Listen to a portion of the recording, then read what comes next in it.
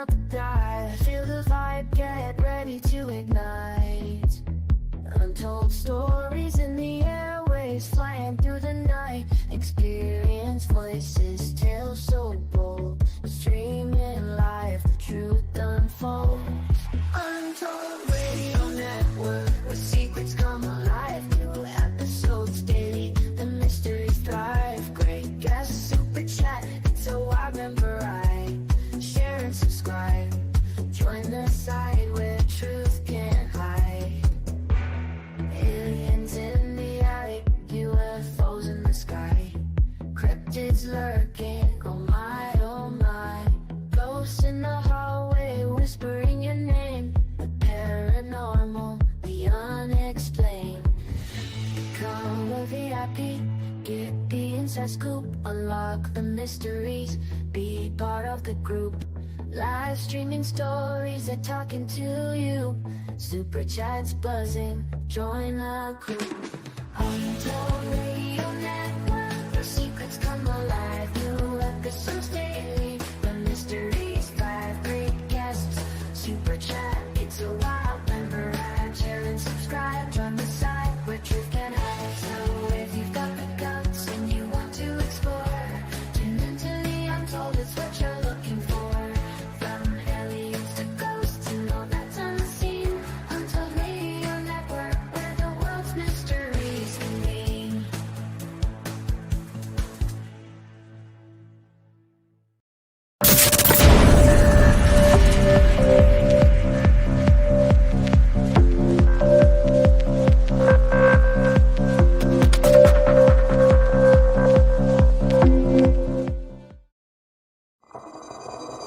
The paranormal, UFOs, monsters, mysteries. You're listening to Talking Weird. And now, from a cabin deep in the Northwoods, your host, Dr. Dean Bertram.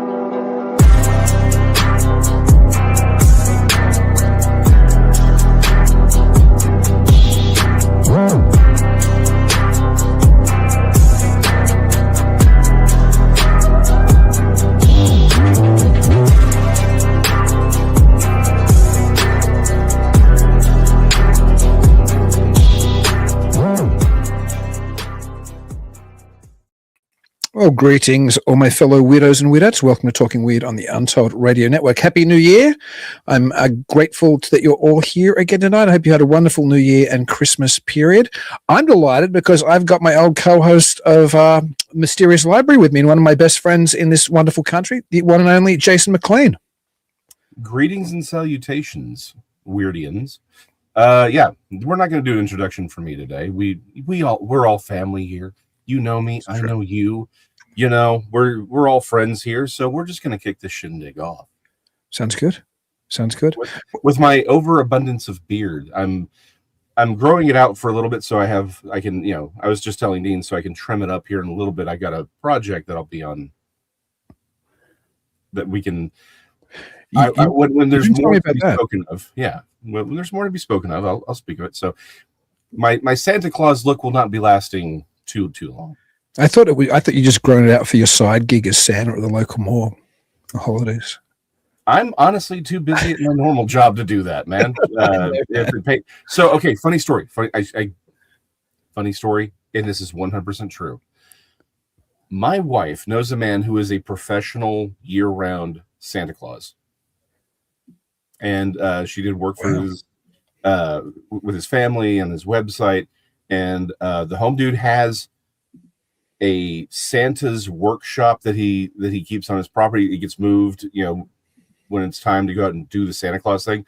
Dude looks like Santa Claus. His car is done up with Santa on it.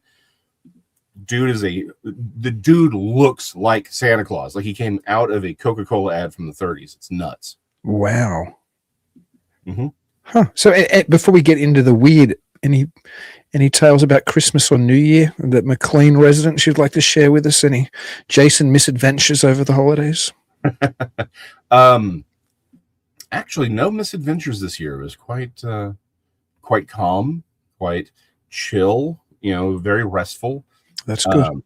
You know, I mean, there was family in queso. It doesn't get better than that. That's perfect. We've had a lot of snow here in the North Woods, so we've had a very white Christmas and New Year's period. Literally, at the moment, there are icicles hanging around all my awnings outside.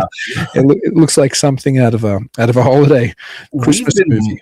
We've been much warmer than usual. Like we've gotten below I heard that at night a couple of times. Like I've got the things on my outside water hose attachments, but it's like I feel like I could have kept everything, all my hoses connected so I could keep watering my plants, because like we've been in the 70s and 80s the last couple of days. Now again, it doesn't usually, again, a white Christmas is almost, it happens from time to time. It's not unheard of, but it is infrequent. Usually our really cold stuff happens in January, but yeah, it's been really warm this year. So that's probably the weirdest thing. Yeah, my brother's in Houston. He said they had a heat wave down there. Well, it's Houston. We don't, as Texans, we are, specifically as a Dallasite, I am genetically required to dislike Houstonians. So. That's interesting. Yeah. I didn't know about the rivalry there. I did see last night the fireworks in Dallas look pretty impressive. I don't always watch fireworks around the world, but after the countdown and everything, I think because I had a very quiet New Year's Eve this year. I just had my mother's visiting for the holidays. That anybody who was watching Talking Weird last week will see, where she guested with me. So it was just my mother and my daughter. My girlfriend was with her own children last night, and the weather was too terrible to drive here anyway. She's like she's a good hour or more away, and in this North Woods at some area. It's great. The roads get like diabolical here, where you don't want to go. But no, it was a lovely holiday. So I don't think anything super weird happened here over the holidays. I've heard a lot of owls, which always creep my daughter out these days, which I've talked about. It's a very owly season I've never heard so many owls in the North Woods ever. This year they have been out of control. And they do say the owls are not what they seem, so maybe that indicates something weirder going on. Who knows? Yeah. Well, I mean, owls are. I'll say it this way. I have no problem with owls, but I've had enough reports and enough people where owls are doing weird things. I always give them an extra little extra observation from time to time, because there's a lot of weird stuff that happens with them, particularly at night. And one report I will keep some things vague, and I've had several other reports like this of this one particular account. Again, I got to keep it a little vague. Dude was asleep, right? So we'll keep it at that. He was asleep, but he had this weird dream where he was being watched by this. He called it a hag, and this tree that was just outside of his home. And so he has this dream where he's in the chair that he fell asleep in, but he's in his room, and the window, so it's everything is as it had been set up when he fell asleep, and he's in his room, and he sees this old hag on this tree branch staring at him, just staring at him. And he's like, what is going on? Because he's in his head, he's like, this is weird. Like he could see the hag, but it like the feeling he got was he wasn't supposed to see her. And then he hears this voice from behind him, and what he believes to be an angel said, and he wasn't even talking to the eyewitness, he was talking to the hag. He goes, you realize he can see you, right? And then he wakes up, and as soon as he wakes up, he looks out the window, and there's an owl that is staring right at him and flies off. So that is super weird. I was trying to look for an illustration. I think there's an illustration of a strigoi or the undead, which is owl-esque or hag-esque as well. Yeah. But certainly, I mean, like there's a book, The Messengers by Mike Cleland, which deals with these kind of things. If I recall, that's the title of the book.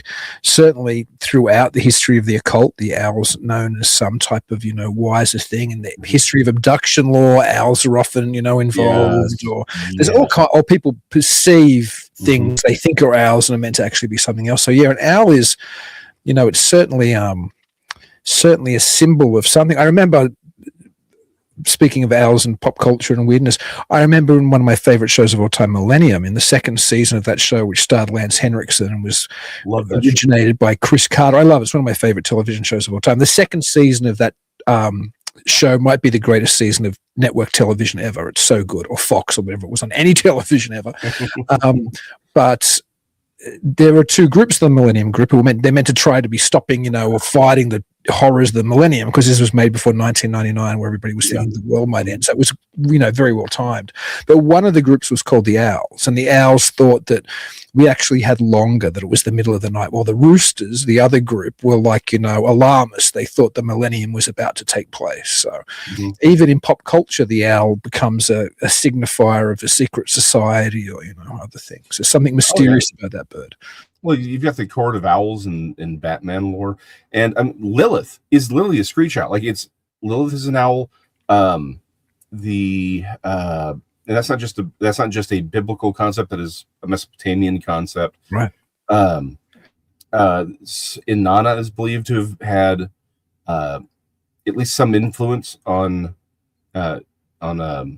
Lilith, but she's often depicted as having specifically owl-like features, with owls being familiars to her. So yeah, there's a very, very long tradition of owls.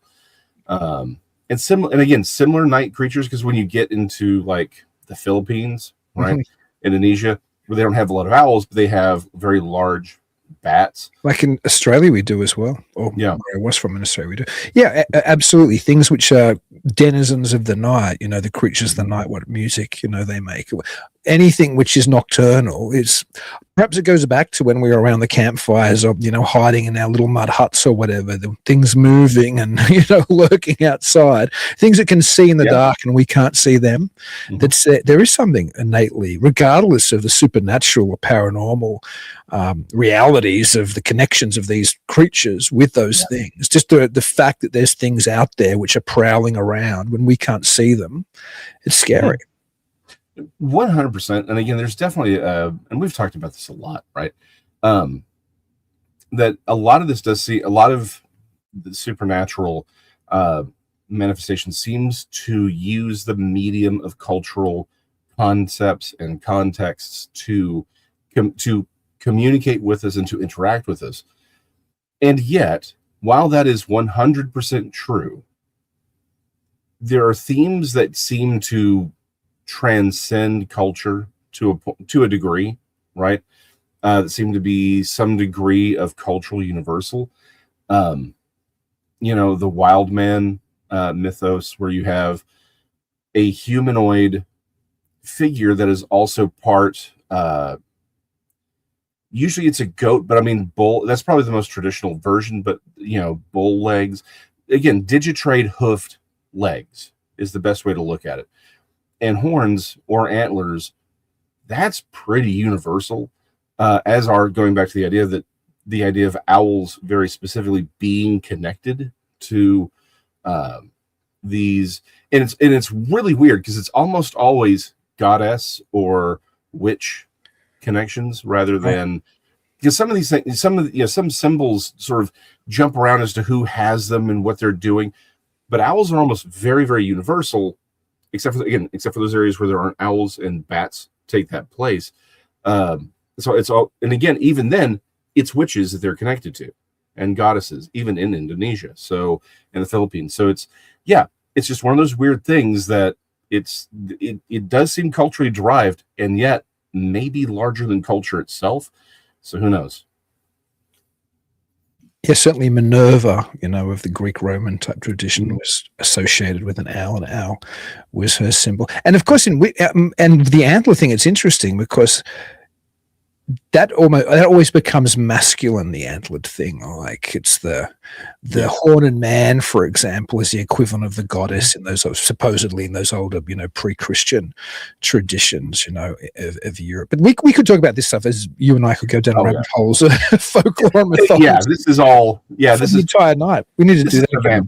This is just the vamp. We haven't even kicked off the. We haven't even kicked it. It's certainly the weird, though. But to jump more to perhaps the more recent past, 2025, which is what I promised our audience we would talk about tonight. And we've got all kinds of wonderful people in the chat. My girlfriend's there. Hey, Sam. Horace is here and mentioned that if the year opens with Dean and Jason, it's already a year of weirdness. Lots of other Horace says that it has to be true. Ken Maroc, all kinds of wonderful regulars.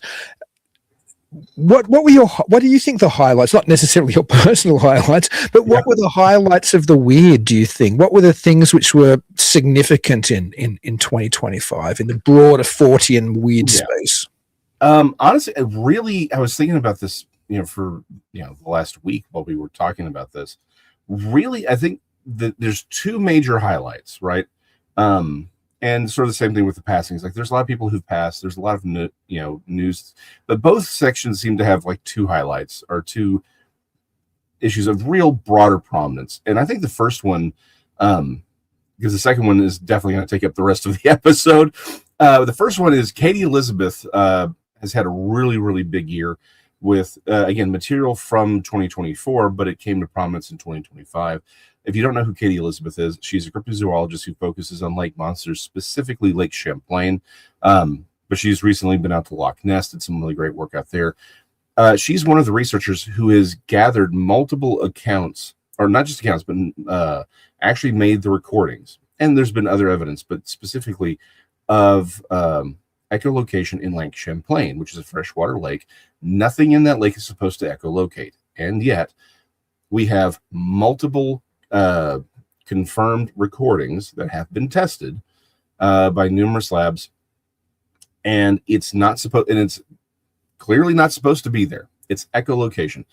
To this point, the only creatures we know that echolocate are essentially, I mean, there are some fish that will do it, but again, nothing in water, in freshwater specifically. But you're usually talking about things like porpoises or whales, and they're not supposed to be there, right? So whatever's doing the echolocating in Lake Champlain ain't supposed to be there. Yeah, it's certainly weird. I'm again, as I've told you in the audience many times, cryptozoology isn't my wheelhouse, but I've always been fascinated as a child. And lake monsters are one of the things I've been most fascinated with. Lake monsters and sea serpents. There's something very, I don't know, primal, or there's something very mysterious. Again, like we were talking about night before, but the water is something which is a place which we're not really, designed to spend time in, as opposed to the creatures that might live in there. So there's an extra scare or an extra perhaps psychological predisposition to think something in the water might be alien or foreign or threatening to us. And certainly I often think of all the cryptozoological stories out there, of all the things, if there are physical creatures that are well and truly, not just an undiscovered fish or something, but something like, a sea serpent or, a relic plesiosaur or an undiscovered, very strange larger creature, I think the waters are probably where they would be. Maybe more likely the sea than interior lakes. But some of these lakes have supposedly entryways to like Loch Ness, I think, is meant to be accessible. Well, it used to be. I think there are dams and things there now, but it used to be accessible, I think, to the North Sea or wherever, somewhere there, right, via the River Ness or something. Right? So yeah, the River Ness actually does go out to the ocean. And they've actually so funny story about that, and we'll come back to Katie Elizabeth, although she was literally just in Scotland doing work. I saw something on my Facebook about that. Yeah, so it absolutely connects. So really the modern sightings of Nessie don't occur until that causeway is actually built, allowing larger boats access to Loch Ness from the sea. So yes, the River Ness has always existed, and it's technically always had access to the ocean. That's how the salmon get in. But there's several areas of the River Ness where it's very shallow, very, very shallow. But once that this sort of causeway was built so ships can come in and out, much larger ships, it's after that we get the sort of modern Loch Ness sightings. So it's Ken Gerhardt has speculated that it may be, while there's accounts of weirdness in the loch going back, the fact that we don't really have a lot of modern sightings until that causeway is built is very, very telling that this may be something that's actually coming and going out of the loch. So, and yeah, again, Lake Champlain, freshwater lake, odds are it's probably not connected to the ocean somewhere that we're aware of, but it is very deep. It's very, very large. The simple fact of the matter is, I'm with you that, again, my favorite stuff, even though what I saw was airborne, I'm a big fan of water monsters. I really am. My favorite cryptid is Champ. Not Champ. Caddy. Sorry, I had Champ on the mind because it's like Champlain. Caddy the Cadborosaurus, right? That's my favorite thing. And what I find really interesting about Katie Elizabeth had probably one of the best years of any cryptozoologist this year. And one of the things I find very, very intriguing about her work and research is that if it is echolocation that we're hearing, right? And that's what it's, again, it sounds like echolocation, but until we have the creature, we kind of, we can actually observe it. We don't know that that's what it's doing precisely, though it's a solid theory. It actually suggests that what we're looking for is mammalian. And that matches very neatly with the Cadborosaurus, which has been reported by some to have essentially a mane on the back of its head. And people talk about having this sort of a horse-like head. I think a Zoolodon fits. Zoolodon is the classic name for a Basilosaurus. I prefer Zoolodon. I think it sounds cooler than a Basilosaurus. But those are ancient whales. They don't, depending on how they're rendered, they would look like a very, very aggressive, maybe beluga whale, right? But with a more narrow face. But something of that nature, not necessarily of that exact genus, but something more in, say, the porpoise family, or that we would, that's how we would see them. Just maybe something a little bit older, something a little less adapted to the modern world, which is why the population is so low. I think that's a very intriguing concept. I think Roy Mackal suggested way back in the day in his Loch Ness book that it was could be some type of unknown or larger seal variant. Like it might be something like that. Yeah. That's what I think was something he put forward. So that would go with the mammal position you were talking about before as well. Yes. Seal, sort of these massive seals have been theorized since like the 1800s, actually. I just forgot the name.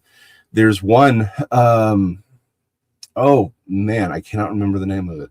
But he had actually, there were claims to have seen something that he claimed that he thought was a giant seal. So that's very much on the table as well. Since we don't know of seals echolocating, though. That's why I'm not opposed to it in any stretch of the imagination. But since we have this, it's like that it fits. Since we see such a variety in porpoise physiology, I wouldn't be surprised for something like a Zoolodon still being around. Or Basilosaurus, but something of that family. It's some sort of an ancient whale that we know echolocates and can take on different body shapes, and we have fossil evidence of them having sharp teeth and longer faces. It seems like it can fit, but again, until we got a body, right? We don't know. Horse had a great question. Yeah, I was going to throw it up for you. There you go. Yeah, so I actually in my book talked to, I actually got a chance to talk to an interview the gentleman who headed up the eDNA search at Loch Ness. eDNA is a really fascinating thing. And what's interesting is theoretically you can get a really, really good look at the biodiversity of any, really anywhere, but specifically water, right? Any, lakes and things like that. You can get a really good chance. I'm not convinced that if the population is small enough that it can still go undetected, like you kind of still have to get lucky, right, to get that DNA. So if the population is small enough or transitory, like we were talking about with Loch Ness, if it's coming in and out and it's not there all the time, again, then you're probably not going to get that DNA. Additionally, the real sort of asterisk that needs to be mentioned with eDNA, the DNA kind of has to already be on record. It's like drugs, right? If you test somebody, you can only test them for the drugs exist. And so if they've taken a drug that you don't know exists, you can't test for it. It's kind of in the same thing. We kind of have this idea that that it'll run all the DNA. It's like, hey, here's DNA we don't recognize. That's not really the case. You kind of have to have something to bounce it off of. And if the DNA is close enough to something that you would recognize, like my question was the idea of giant eels. Right? That was the New Zealand academic team is several years ago, and it made the news. It was the very front page story because supposedly they found a lot of eel DNA in the loch. So the theory was perhaps the Loch Ness monster is a large eel, because supposedly eels that live for a very long time, they're almost like reptilian in the sense that they can keep growing. Like if a crocodile lives for 100 years, it's going to be a ridiculously massive size, and supposedly eels are like that as well. They can just keep growing and growing and growing. Yeah, the European eel can get very, very large. And if there's a species of eel that we're unfamiliar with and we haven't cataloged, it would just tag as eel DNA. So we wouldn't say. In fact, that was my question. Like if there was some unknown species of eel, or had a very low population or some sort of weird mutation, would we see it? He's like, no, we wouldn't. It would just come back as eel DNA. So it wouldn't necessarily come back as something saying, hey, it's unknown. So I'm a huge fan of this technology. The problem is we just need to understand its limitations. And it's only going to get better as we go, right? Like that's the other thing we need to remember. This stuff is going to keep getting better over the next 10 to 20 years. And so I think we're on this, we really are, and we'll talk about this when we talk about what we expect for 2026. But I genuinely think we're on the edge of this precipice where we're going to start getting more information than we've ever had before from stuff that we haven't, because we just haven't had the technology to even see it. So yeah, I'm very optimistic about that. Your faith and optimism, Jason, it never surprises me. We have some other questions for you and or I, but I'll throw them to you first. That's Kaiju Ninja asked two, and I'll ask them both in quick succession because the first one should be relatively quick to answer. Kaiju Ninja 85 asked, are you aware of any recent Loch Ness monster sightings? And his other question was, does it surprise you that bodies of lake monsters and sea serpents aren't showing up on shores? Yes, I know there are recent Loch Ness sightings because I only saw an article the other day. I think there's actually a registry online where people can log them and you can go and read them.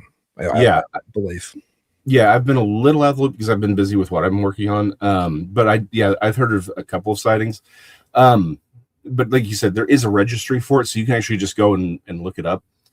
As far as the question of bodies not showing up, so here's the thing: there have been accounts of anomalous bodies washing on the shore, particularly on ocean beaches. But obviously, they're deteriorated a lot. There have been accounts of these things. However, what we have to remember is that when you're in the ocean, you're in the food chain, right?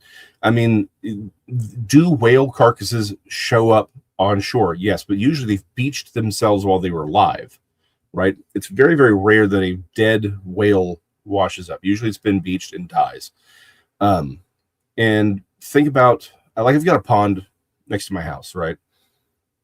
I have seen one or two things that died naturally and sort of wound up in the shallows. When things die in the water, they are consumed. And usually, like whales, their bodies just sink to the bottom and they keep the crabs very happy for a very long time because it's so cold down there that it actually preserves the bodies. They're eating like forever. So a lot of this is like, why don't we find bodies of Bigfoot? Well, if you don't come across them in like the first couple of days, that body's gone in a week, right? Nature will consume it. So it's not really that shocking that we don't have sea monster bodies washing up all the time, but they have, again, there have been accounts of this happening. So, you take it with what you got. I seem to recall a very famous tale. All of these are that, like, they're like fairy faith, though. Somebody has the evidence and then has to discard it or it turns to dust. Yeah. But I remember, I think it was even one of my monster books when I was a kid. Monster books, I mean like cryptid books, although they weren't called cryptids then, they were just called monsters. I think there was a story of a Japanese fishing crew or something essentially dragging out a plesiosaur, and then it was smelt so bad or something, the captain made it. They threw it overboard. But there's always those tales of the evidence was almost in our hands, and every single thing in Fortiana has that. We almost had the proof, whether it's the mythical crash of Roswell material, or whether it's, a Bigfoot body, that's just a hunter shot and then buried, or whether it's a plesiosaur, body pulled out of the sea and then thrown overboard again because it smelt so much. It's always, we've almost got that evidence, but it's like in a fairy tale when they come home and the gold they got from fairyland has turned to dust in their pockets, or turned into leaves in their pockets. It's just, I think it's part of the pattern of the phenomenon. It absolutely is.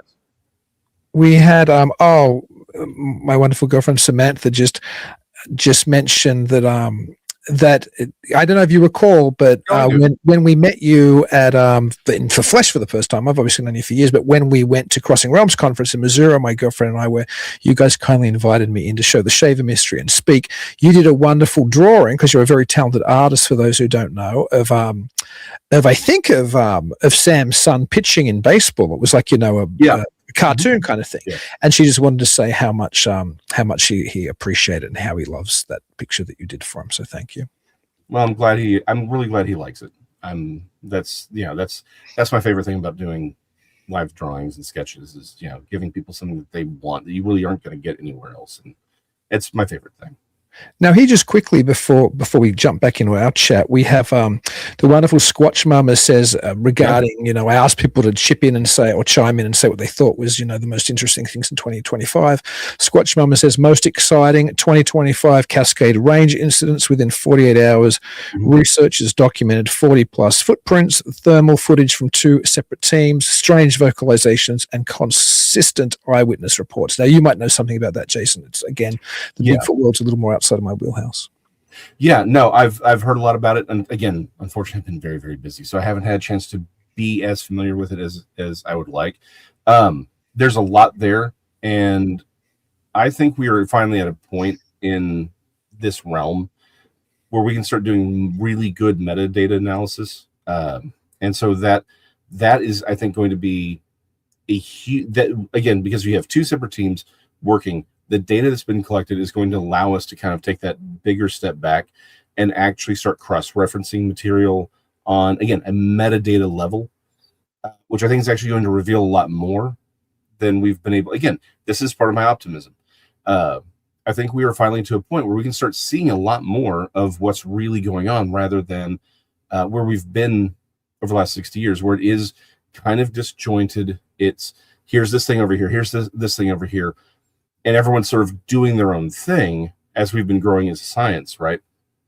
That essentially we've come to that point where people are in there doing better, more sophisticated, more systematized scientific efforts. And I think it's allowing us finally to start taking a metadata analysis level, which is really going to allow us to start seeing patterns and behaviors and evidence in ways that we haven't been able to see it before. I think it's going to move everything forward. So yes, that's actually one of the, I would suggest it's a highlight of 2025, 100%. You and Horace and your science and evidence. You'll never learn. I should just say quickly, because it was in the show notes, but we didn't say it on the show. If anybody does have a highlight of the weird, the Fortean, the cryptozoological, the ufological, the spectre hunting world, please feel free to share it in the chat and we will put it on screen. Or if you have any, which we're going to get into in a little bit, if you have any predictions for where you think 2026 is going, or if you see any trends or anything you expect to see in the broader world of Forteana, please let us know. And Jason and I will at least share it. We might even chat about it. Yeah, 100%. I think really though this year for 2025, I think we kind of have to say the star was the congressional hearings on UAPs. Second year of them, yeah. Yep, it was the second year, and I would suggest this year was bigger than the first because I think there were things that were said in 2025 that built on what happened in 24, but were, I think, more explosive, but much more quiet in a way, right? And we talked about when it happened, right? There's this consistent use of interdimensionality, right? That it was like these, it's kind of hard to say fringe in the UFO community. But concepts of high strangeness, of interdimensionality, these were fringe topics amongst ufologists even a few years ago. MUFON basically had it was nuts and bolts all the way. But over the last couple of years, really, like just before we had to shut down Mysterious Library, that's the first time I'd seen in the documentary that MUFON had sort of changed its position a little bit on elements of high strangeness, and we both thought that was weird. And now here we have again in 2025, Anapoli and Luna come up and start talking about interdimensionality with these craft and the phenomena itself multiple times during 2025 in these hearings. That took a very prominent role in I was shocked by how much they're leaning into this idea of they're not just not from here, they're not from our realm of existence, and that this phenomenon is different. It's become the main talking point of the people who are at the forefront of the disclosure movement. It hasn't become, I don't think, a main pointing talk in the broader press yet, but if you're paying attention, the mainstream media, journalists, talking head pundits who've been at the front of this, whether it's a Tucker Carlson or a Leslie Keane, or whether it's, whistleblowers, or whether it's, foundation founders like, Tom DeLonge to the Stars Academy, the list goes on and on and on. Mm-hmm. Hal Puthoff, all of these people are pushing that ultra-terrestrial, interdimensional, spiritual. They all use slightly different language, but what they're all essentially saying is whatever this non-human intelligence is, it's not extraterrestrial. It's something far stranger. Yeah, and that again, I think that's one of the things that really took me aback with all of this, because again, I've been writing on eschatology and things like that for years, and I do think this plays ufology plays a big role. But if you'd asked me even 3 or 4 years ago, I would have said it's gonna be about physical craft and physical people walking around, that kind of thing. Now I'm not. I think they're going to lean very heavily into interdimensionality. I'm shocked by how quickly they've spun on their heels and went from nuts and bolts to this other stranger, existence sort of thing happening. So yeah, that was one of the things that really shocked me about the hearings, is how profoundly they're leaning into it. But again, it's still quiet, like you said. It's not amongst the normies, right? They're not really talking, but I've had people who have no interest in any of this ask me, what the heck is this interdimensional thing that they're talking about? Right. Like, while it is, again, the normies aren't really talking about it. It's there and people are hearing it.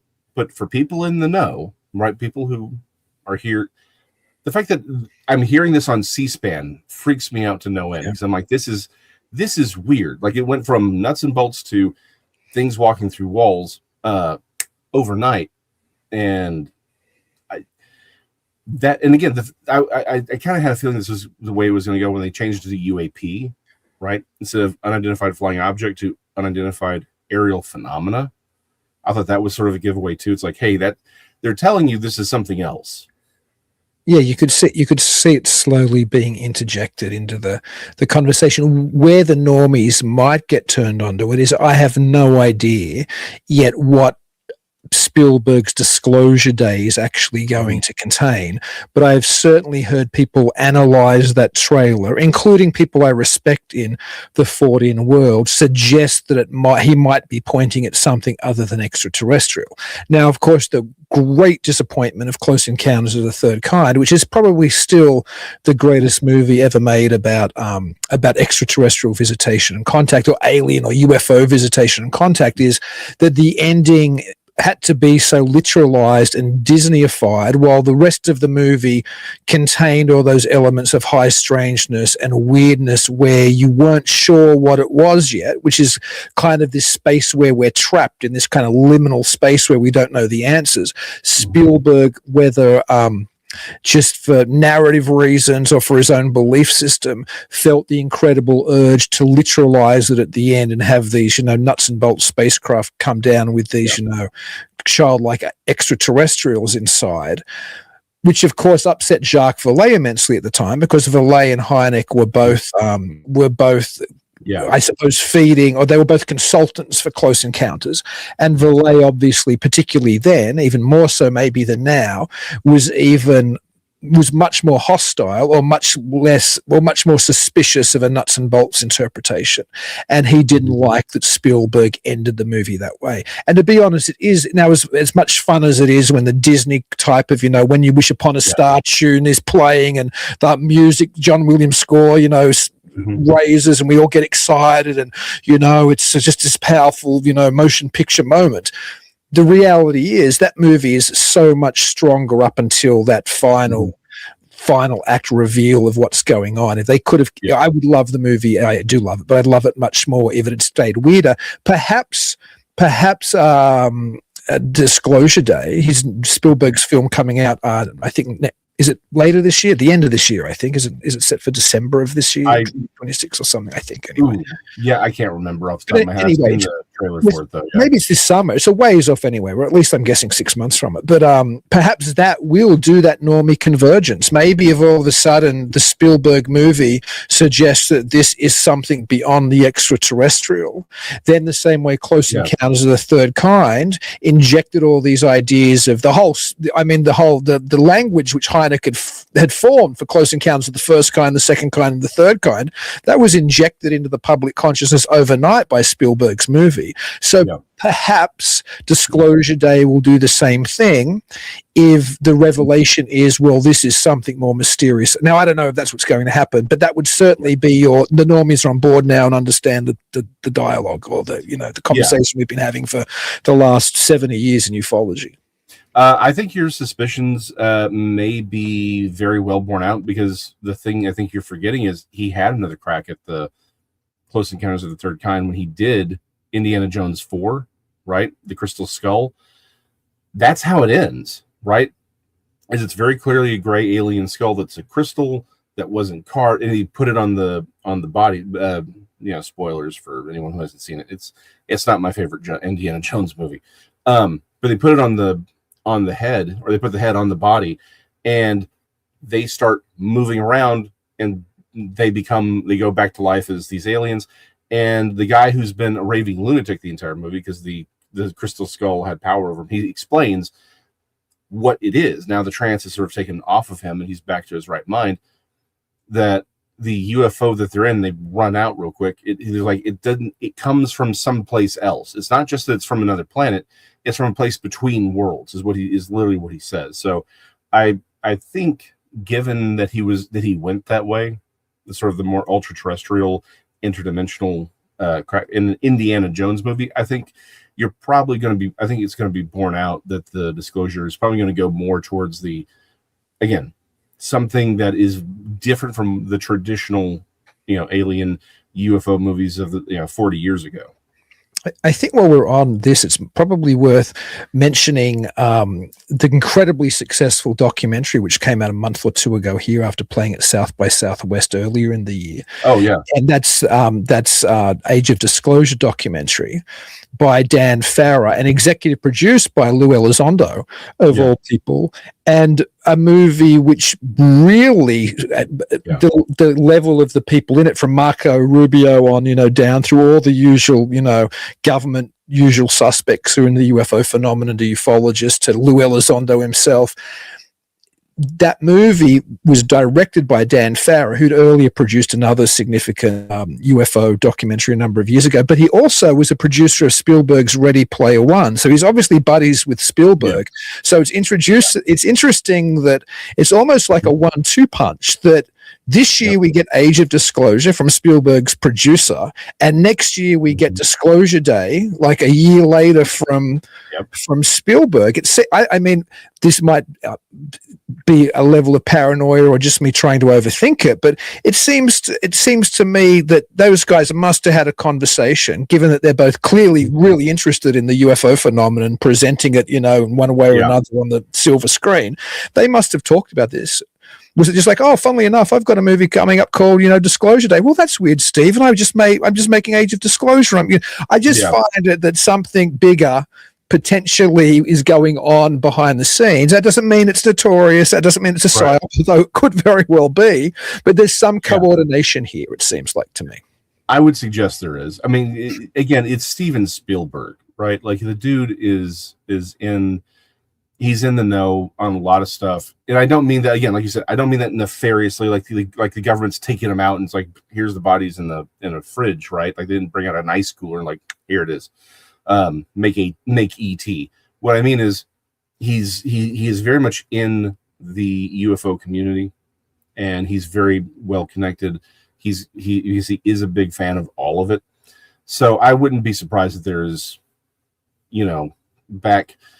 Again, not nefariously, but backroom communication, and that they're talking about this, and that there is this coordination. I wouldn't be shocked at all to find that out. In fact, I would suggest it's almost a 100% that they are coordinating to some degree. Well, the late great, and unfortunately we lost him a year or two ago, Robbie Graham. Yeah. Who wrote the book? I think it's Silver Screen Sources or something, and other people as well have talked about the connection between various intelligence agencies and Hollywood, and we know that for a fact regarding non-UFO materials. Like clearly in World War II and into the Cold War, there were deals between studios, and and rightfully there probably should be. I mean, to a degree, you want to present America at its best during the Cold War and during World War II. Obviously, you want a degree of propaganda going on to riot. Get the people excited at home to fight the good fight. But there probably has been some degree of intelligence manipulation of the way that UFOs are presented on the screen. And there's all kinds of stories. I mean, there's all kinds of anecdotal stories about, documentarians being promised footage of, Eisenhower meeting, aliens at Holman Air Force Base, and then it being pulled at the last minute. Or that's a very common trope, the idea that we're about to give this production this footage and then it's pulled. These stories, already with journalists or whatever, go on again and again and again. The fact that Hynek was, consultant for Close Encounters. Of course, he was, the Air Force's major scientific officer in the investigation of this over multiple projects, culminating in Project Blue Book. And that he also, there's a dark side potentially to Hynek. There's certainly been accusations that he was involved in psyops as well, whether true or not, who knows. But he'd certainly be the great, front man if you wanted to push this stuff or suggest to Spielberg how maybe we approach this. So these connections, they're undoubtedly there. Again, Dan Farrer's film, Age of Disclosure, which is a fascinating documentary, but it's clearly pushing a certain line. Lou Elizondo, who's essentially the main interview subject of that movie, is also the executive producer of that movie. And Lou's clearly an insider who might or might not be intentionally leaking information or disinformation, or depending on what your position is. So clearly we can see there are two very clear, genuine contacts from defense UFO insiders directly into Hollywood productions being made. I'm sure Day of Disclosure or Disclosure Day has people who are, pushing it in a certain direction, because you don't make a movie like that and you don't say, hey, you say, who are we going to talk to, who are we going to consult with, and then you'll get the people who will convey the message.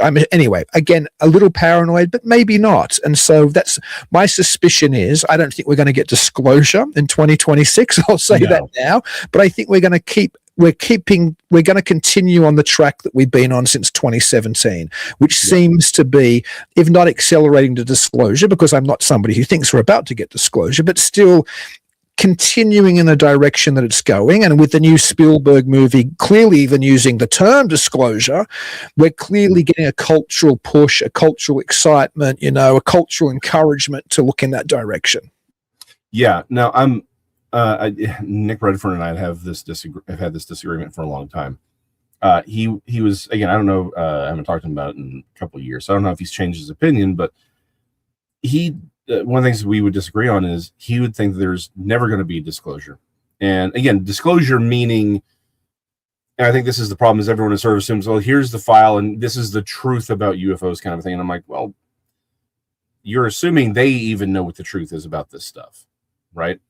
But I figured, I've always said that it would be dripped. It was going to be this slow disclosure, but disclosure not necessarily meaning the truth. Disclosure meaning the story they want us to think. And it may be the story that they themselves believe. That's always on the table. But it would be a slow walk, has always been my opinion. right? That this was always going to be, they're slow walking us into a viewpoint that they want us to have. Now, again, it may be the viewpoint that they themselves have, or those within the government have. Maybe. Don't know. There's no way for us to know. But it was going to be this very slow process of getting people used to certain concepts. I think the fact that, again, I still think that the fact they said UAP was the most telling thing ever as far as saying this is where we're going. They wanted us to start thinking about something else. And again, it may be that there's multiple phenomena going on. That's kind of what they're talking about, is there may be something even weirder out there than necessarily, we're thinking UFOs and little green men. And it's like, there could be in organics, the skyfish thing that we've talked about, right? That there's other forms of life out there that may be part of all of this. And they're like, hey, we kind of need to tell you something, right? But we don't know. But I do think this is part of a very slow walk. I don't think anything as dramatic as a mile-long spacecraft hanging out over New York is going to happen this year. But, you never know. I bought a lottery ticket. Maybe, you never know about these things. I think we will get crazy. No, I shouldn't say crazy, because that means I'm dismissing it, but I'm meaning more extreme claims. I think what will happen is the same way we had Grush coming forward and talking about, well, that's over a year ago now. That's 2024. But coming forward, this supposedly, high end, in the know whistleblower, saying that, well, we have alien biologics. Do you know what I mean? We definitely have crash sources. We've been retrieving them since the 30s. I mean, this was a type of dialogue that you couldn't imagine happening in a congressional investigation even 10 years ago. So I think we're going to keep having these kind of claims. I was watching only because I saw on my Facebook feed that it had something about UFOs. I watched an episode of it was free, because I think it's normally behind a paywall, but there was an episode of the Glenn Beck program where they were predicting what was coming in 2026, and one of the things was UFOs. So I thought I'll listen to it. They didn't talk about it even for that long, but one of the 4 or 5 people on the panel said their prediction for 2026 was that an elected official somewhere is going to make the claim that they've actually had genuine communication with a non-human intelligence. Now, I don't know if I'll go that far, but what I do agree with, I think we are seeing an acceleration of the type of claims being made by government officials or in front of the Congress, which were the type of claims that were only being made in fringe magazines and UFO books. We know 10, 20, 30, 40, 50 going back years ago. This isn't something that was talked about in government circles, or something that was seriously talked about by writers for the New York Times or by people with the type of profile of Tucker Carlson. This was something which was very much on the fringes. Maybe not saying, well, are there flying saucers, but actually saying, well, there are entities who are evil, or there are alien, dead bodies, or that stuff was always fringe stuff. Now it's like mainstream. Yeah. It's a mainstream conversation now. Yeah. And again, you have Anna Paulina Luna on Joe Rogan talking about this in talking about interdimensionality. Right. And this is, again, 2017 was this pivot point, and it's become acceptable to talk about it. Again, really, like you said, 10 years ago, very public, like the Stephenville event, right? That happened here in Texas. That was taken kind of seriously, but at the same time, not. There was a degree of seriousness taken, but at the same time, you could see the news media was like, yeah, but maybe it was just military stuff. And here's the military saying it's fine. And they were just running exercises, and they left it alone. And all the rest of us were like, what are you talking about? There is no military exercise where you break the sound barrier over a populated area. And how is it went from, well, it was like 2 planes to, well, we were doing war games and we just forgot to tell somebody. Like, that doesn't work. So, again, this was a very recent heel turn on how all this is addressed. And I think the second thing, because I don't want to go too long, we got questions I'd like to look at, because they were great questions. I think the second thing that's really, again, very, very quiet, but I think the most profound in those hearings was essentially all of these people almost unanimously saying the money that you as Congress are putting out is not going where you think it's going. Meaning the people you're trying to pay off aren't getting their cash because it's being stolen by essentially what is a secret government. In a way, they've been told, and we've been told very publicly by people who, again, are supposedly in the know, you don't have a government. That's what we've heard. Like, Congress isn't capable of doing its job, because these people that are, again, the aspect of ufology, of the government and UFO, UAP stuff, they're taking your money and it's being allocated to something else entirely. Yeah, and so I think it's something we'd been warned about. I mean, Eisenhower warned about the realities that we are facing today. We're clearly non-elected officials who are members of, whether you want to call it the deep state or whether you want to call it the military-industrial complex or whatever you want to call it. There are people who are in positions of incredible power who, let's just say, there really is a UFO mystery that the US government understand. I myself, I'm not sure I actually believe that, but let's just say there really is. And somehow elements of the deep state, be that, again, unelected bureaucrats, or be that, as is being suggested more and more, potentially corporations in the military industrial space that we offloaded or somehow acquired the Roswell material years ago. So they've been able to keep that outside of the public purview because it's locked in, a private industry's safe box somewhere. But regardless, I find it difficult to believe that, I mean, something like that isn't going on, but that doesn't mean necessarily that it's extraterrestrial, but it does, as I think the point you're making is, it definitely points, perhaps that's the value of all of this, forget the metaphysical value, perhaps the value of all of this investigation is that it points to the fact that there are people outside of what we consider a constitutional republic getting incredible amounts of money and making incredible, decisions regarding advanced technology, whether it's ours or somebody else's or off planets or interdimensional. And there's no way we can even get it. If it is true, just for a moment, the fact that the Congress can't just open the door and see where it is, what I mean? That's not exactly what the founders had in mind when they put together this wonderful experiment in human government. They didn't ever imagine a time where the people, via their elected officials, couldn't find out exactly what their tax dollars were being spent on. Yeah. Well, and we've actually talked about this back in the Mysterious Library in days. Oh, I forgot his name. You know how bad I am with names. The gentleman who claimed that he was in an underground base. He lost some fingers in a fight. Phil Schneider. Phil Schneider, thank you. And there was several others who died around the same time under, again, similarly weird circumstances. One was shot out. He had a weird shootout with police, and everyone's like, "This feels weird." Bill Cooper. Bill Cooper, thank you. I would not be surprised if. And again, the argument for why goes all the way back to the gentleman who designed the U-2 spy plane, the SR-71. It feels like people who are in the know, who are really looking at the ufology, UFO stuff, right? And are actually on the government side, it feels like a lot of the times they show up to talk about all of this stuff, and it almost feels like the UFO and alien material aspect of it is like a front, because they always focus on your government is not your government anymore. They're all stressing this. Hey, the money isn't going where you think it's going. You're being fleeced. The people who you think are in charge are not actually in charge. And there's this weird thin veneer of high strangeness, almost like it's like they're trying to protect themselves, saying, I'm going to tell you the truth, but I got to put it to you in this way that allows me to say it. Again, the guy who I cannot remember his name off the top of my head, who developed the SR-71 Blackbird. He was head of Skunk Works for a long time. Is it Ben Rich? Is that who it is? No. It's not him. Anyway, I'll think about it later.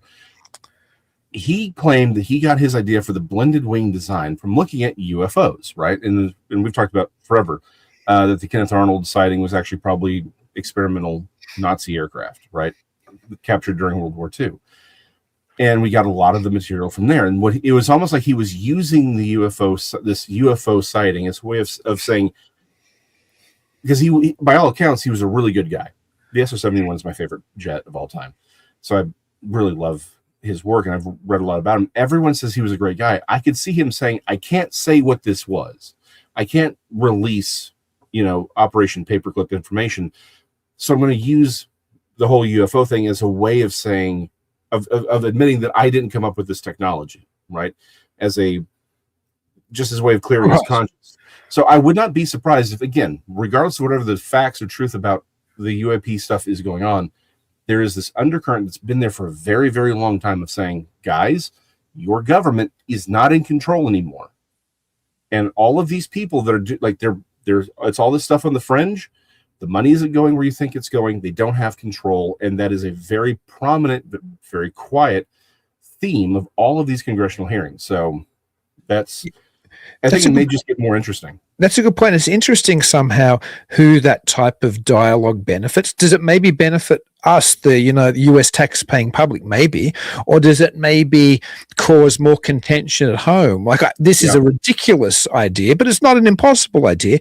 Could these ideas be encouraged by foreign operators who would like the US public to doubt the veracity of their own government? Is there a benefit there? Or the other side, is there a benefit of players within the US government to have foreign countries concerned that the US has far more than we can conceivably know hidden in there, in these backroom deals? We better not, mess with them because they got flying saucer technology they're going to zap us with. I mean, that the discussion might have more to do with whether things are alien or ultra-terrestrial or anything else, which is obviously our focus because that's where we reside in, right? The weird, the symbol, there might be bigger things going on. Sorry, what was that? I missed that. Look at the symbol, man. We're talking weird here. Exactly. So we're gonna. But here's the thing: what if it's all of the above? Like maybe it's all of the above on this. That's where things get very convoluted. But we can go on this for an hour because we've done whole shows on it. Let's get to the questions before we bail on the beautiful people. Sounds good. Did you have ones you wanted to bring up, or you want me to hit them? Well, I figured you'd hit them. I mean, we got okay. Well, we have a question from oh no, that was Flat Rockland. I think you meant talking about Lou Elizondo saying that he talks for hours but doesn't really say anything. We had a question from Horace, which was directed at me, which was very nice, saying, will 2026 see the release of Dean's Palmer Shaver documentary? I think we'll see the completion of Dean's Shaver Palmer documentary, Horace, the man who invented flying saucers, and hopefully it beginning to be submitted to festivals. But I don't think it will be in wide release this year. No. Maybe you'll be able to catch it at a festival in 2027 after it's submitted. Yeah, that'd be fun. I'm waiting for it. I still have to record my scenes. Yes, we still have to do stuff with you, Jason, which some of it we were meaning to do when we were in Missouri, but it was kind of hectic at the conference. So now, were there other questions you wanted to hit that I missed? I'm just looking to see if I still have access. Yeah, you must be the only guest on this program who still has the Untold radio network, backdoor key to get into all the little secret niches of the network. That's much you're revered and trusted. Again, Flat Rockland says maybe we'll get Legend Meet Science too. I very much hope to see that this year as well. That is as much as 2025 has, I think, really been the year of the UFO, just like 2024 was. If the Legend Meet Science 2 comes out this year, and again, I don't have any more behind the scenes stuff than anybody else, right? I've wanted to stay sort of out of the loop on it a little bit because I don't want it spoiled. I want to be surprised too. But I genuinely think from what has been publicly available that if it comes out this year, I think it will change the conversation in a lot of ways. I would like to think that my new project may change some conversations about that as well. However, can you tell us a little bit about your new project, or is that totally hush-hush? I can only say that I'm working on the project, and I don't know if I'll get it out this year. I would like for it to be out this year, but I can't promise it. But Legend Meet Science 2, I think, is going to help move this conversation forward. And so I'm hoping that 2026 is the year of changing, not just Bigfoot, but specifically changing conversations. I'll say it that way. Before we do go, I know you made a point of saying, and I totally agree with you, we should talk about some of the people we lost in 2025, including somebody who was a big part of Legend Meet Science 1, if I recall, right? Yes. Dr. Meldrum did pass this year. It's a huge blow. If you haven't read his paper, and this is for everyone, not just the beautiful people in the chat and watching on pre-record later. If you have not read his paper on defining and sort of proving how footways and trackways should be regarded as its own phenomena, because that's until you have the body that goes into the footprints, it's only the footprints. He also has a great paper breaking down the Patterson-Gimlin footage. I highly recommend it. It is very much worth your time, even if you're not necessarily a Bigfoot fan, although odds are, if you're watching this channel, you know. But even if you're not, it's worth reading the papers that he put out on Bigfoot, because it's really good to see how I want people to start thinking about how to do the science aspect of this and how to think about things. I know we have this conflict here on science versus this, but I think beyond science, learning how to collect data, learning how to think about things and how to ask certain questions is valuable, even in life, right? Oftentimes we do a lot of jumping to conclusions. We build parameters and paradigms within our own thinking, and we don't realize it. Again, one of the most, I've said this 1,000 times, and I probably will do an episode of, I'm not doing a lot of serial paper stuff, but I may do this one episode because I think it's something everyone should see. It's, I think one of the most valuable exercises I ever did was in archaeology, was called the bottle paper. And it was an entire freaking semester of how to describe a bottle. And I know that sounds insane. Well, we all know what a bottle is. Stop to think about everything you call a bottle, and then historically what's been called a bottle, and you tell me how you would describe that to people as different from any other container or a glass or a cup or a jug. Like what's the difference between a bottle and a jug? Reading his papers will help your research tremendously. So yeah, a giant was lost this year in the field, and his passing is a hole in our little niche of the world, and I don't think that's a hole that will ever really be filled. No, again, I'm not a Bigfoot guy, but I was always, anybody who has even a vague interest was super aware that he was one of maybe the heaviest hitter in the space, at least the scientific aspect of the space. And of course, you mentioned before, and I'm glad you did, that we also lost Dennis Stacy this year. Yeah. I had to write down so I didn't forget, because he was a ufologist and author, right? And I know you probably knew who he was. Yeah. He was from Texas. That's why, I'm not gonna lie. It's one of the big things that helped him stand out for me. But not only was he a Texas journalist, he wrote about the Marfa Lights, which is one of those things I really got to go see. But in 1995, he won the Donald Keyhole Journalism Award, and he was the co-founder of the Anomalist. So, right. He was a big. Dennis Stacy was a big name. He was MUFON. He was like a MUFON director. He was some high hitter in MUFON for a while. I remember. I don't know if I think it was in my library in Australia, which I lost, but he wrote a fairly well-regarded UFO book as well, which was kind of a history from 1947 and 1997, which he co-wrote, I think, with Hilary Evans, which was 50 years of flying. I think UFOs, 1947 and 1997, 50 years of flying sources. So when I was doing my academic work, that was one of the books which was everywhere at the time. So yeah, he was a significant contributor to the UFO space. So yeah, we lost another important 40 in there, that's for sure. Yeah, no, 100%. The one question I wanted to this will just take a second, and then we can wrap it up however you'd like, since it is your show. Though you tell me what you want to address, and we will address it. Yeah. By the way, people, just so you know how bad and how much control I have, I can do this.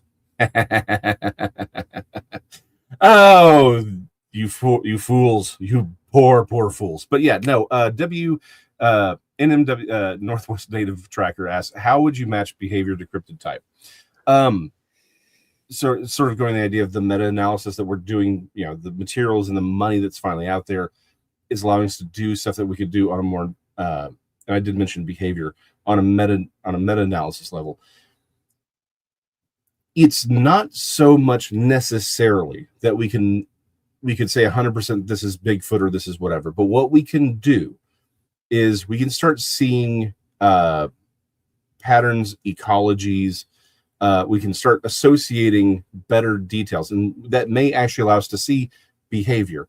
When are we seeing them during the day? Are we seeing them at night? Are we seeing them in the mornings and evenings? Where are we seeing the activity? That kind of thing. That will allow us to extract data about behavior, and we can start seeing things that may be weird over here and say, well, maybe this behavior over here, because we're not seeing it here, and here, this is an anomalous behavior. It may indicate that we're looking at something else, not necessarily. Again, we've talked forever. I think that one of the things that's held us back in particularly Sasquatch research is that we are throwing a lot of different material in the box.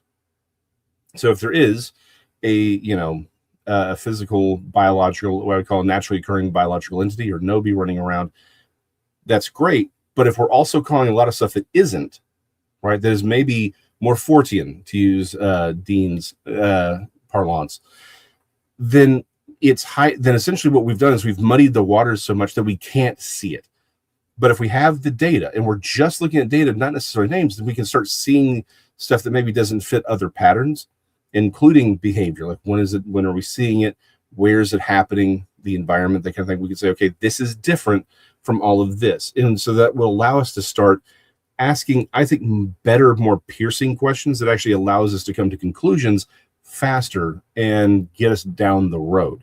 I think unfortunately, we've sort of been tripping over ourselves because we haven't really been doing things the right way, cataloging things correctly. We've been caught up in our own paradigms, and being able to break that down and be more systematized. And I know people say, oh, so you're bagging on research. No, every science takes time to warm up and figure out what it's doing, right? Archaeology, were there people doing archaeology before 100 years ago? Absolutely. Look at Heinrich Schliemann. But people who are archaeologists hate Heinrich Schliemann because of the damage he did. But I'm like, but he was one of the first people doing it. Right. While there were archaeologists in the 1800s, it's really not until the 20s and 30s that archaeology is really systematized in a way that we can get much better, more productive data. That's where we are. We've done this research long enough that it's like, hey, we figured out how to do it better, and it's coming into its own. It's we've had this teething process. Now we can get what I would suggest is more productive data. So. No, I see your point. I obviously completely disagree because I think all of this is unknowable inherently. But that's my negative Fortean hat going on. I will say that we were talking about Spielberg before, and we were talking about the ending of Close Encounters of the Third Kind, which has to literalize the phenomenon, like Hollywood almost always has to literalize the phenomenon because it's very difficult to tell a story cinematically, or at least it's discouraged, where you stay in the space of the fantastic. In other words, before we know whether it's genuinely marvelous, like angels or aliens, or before we just find out it's a weird psychological condition, i.e. it's the uncanny. So very few films stay in that fantastic space before we know what it is. I did again watch two of my favorite movies in the holidays, which I would encourage everybody to watch if they haven't watched them, or watch them again. And that, of course, is the wonderful Mothman Prophecies, which I've heard some people in the Fortean world complain because it's not an exact adaptation of Keel's book. I do know John Keel liked it because I met Keel and spent a little bit of time with him. I know that he really did enjoy the film. It captures the spirit of the book, if not the details, and it certainly captures Keel's position that this stuff is, you're not going to ever get to the bottom of it, and it's going to just mess with you. And the other movie I watched only for the second time the other night with my daughter again, and she really loved it. She loved it the first time when we watched it over a year ago, and she loved it again. And that's Nandor Fodor and the Talking Mongoose, which is about Jeff the Talking Mongoose, starring Simon Pegg as the famous I